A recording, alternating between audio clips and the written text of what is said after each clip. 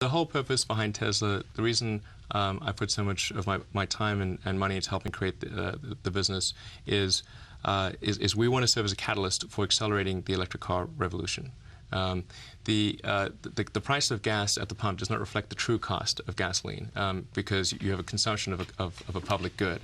It's one of the most, it's really a common problem in economics. You have the same thing in fishing where because there's no cost to fishing stocks, people just overfish and you have disaster that ensues.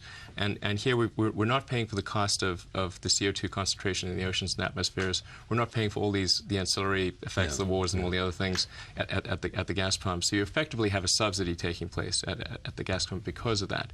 So the only way to bridge that is with innovation, is to try to make electric cars better sooner than they would otherwise be. Now, suppose this is a hypothetical which may or may not speak to the point, but suppose 15 years ago, right? Let's say Bill Clinton as president, who talked about the road to the 21st century and all of that. Suppose he had said, I believe so much in sustainable energy that I want to make a commitment, and the federal government, using all of its resources, will develop an electric car with appropriate battery power that will change the face of the automobile industry in the world. Was that very doable? Now, Bill Clinton was elected in 1992, 17 years ago. Yeah. You could have made a reasonably good electric car around that time for a lot of investment. And should that have been done? Should the U.S. government have made that kind of, otherwise you will not be able to change the driving habits of Americans? Was it a worthwhile expenditure at that time? I think it probably would have been a worthwhile expenditure, but the thing that really helps electric cars is lithium-ion. Right. And when did that come around? I mean, explain why batteries has always been the great dilemma for developing an electric car. Sure. Well, the energy contained within a battery is so much less than is contained in gasoline that, I mean, it's really it's hard to quite describe. Another way to put it is the Tesla battery pack in the Roadster, which is the most advanced battery pack in the world. Right. The common reference is to call what is actually a cell a battery. Right. So a cell is the little single can of chemicals, and then if you have multiple cells, that's what actually a battery. Right. That's literally what a battery means. Right. Multiple cells. The multiple cells. Right. And usually, as the batteries get bigger and bigger, they get harder and harder to deal with.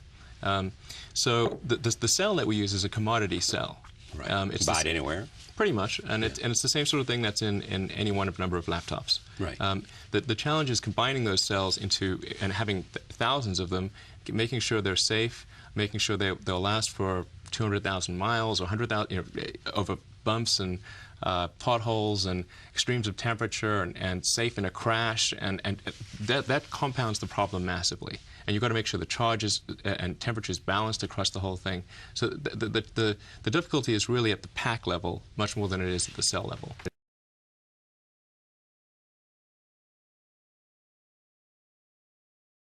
I would say a success for me for Tesla is that we've accelerated the advent of electric cars by at least 5 years.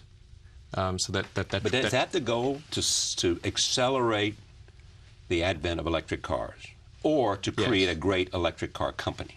I think the two are synonymous. Okay. I mean, you do one, you do the other. Okay. Yeah. And why is it that it's happening by a guy who created a startup in 2003 rather than a whole range of sort of industrial automobile companies around the world, not just here? Fiat is a successful car company, and they own Chrysler. Right. Well, disruptive technology, like where you really have a big technology discontinuity, it tends to come from new companies. Right. You could ask the same question of why did Google come from Larry and Sergey? Right. Who, by the way, I've known Larry since before he got venture funding for Google. And is he an investor in Tesla? He is. Larry and Sergey are investors in Tesla. And they drive them or don't drive them? Yeah, they drive them, absolutely. Because some of the criticism that comes at you and the company now is that you went out to seek a lot of external financing and did not reach your goals. Well, it's taking us longer to reach our goals, but we're definitely reaching our goals. Yeah. What was it? Raise 100 million, raise 40, or what was it? What was the goal? Well, I think some of the stumbles were were silly mistakes we made ourselves. Some of them were market externalities. And we were getting ready to raise, or we're in the process of raising about a $100 million round that began in sort of the summer of last year, and then ran into, Force 5 hurricane. Right, exactly. An economic circumstance that took everything in sight. Yeah, and so that forced us to scale back our plans a little bit. We had to do a layoff, and we had to raise the money internally from existing investors. I had to put up a lot of the money personally, because there was just no money. And so it was sort of a hair-raising time for the company. But at this point, we're actually in good shape. We expect to be profitable in the third quarter. And that comes from the success of the Roadster. Yeah, and the Roadster, and we also have a powertrain supply business to Daimler as well for an electric Smart that we're doing.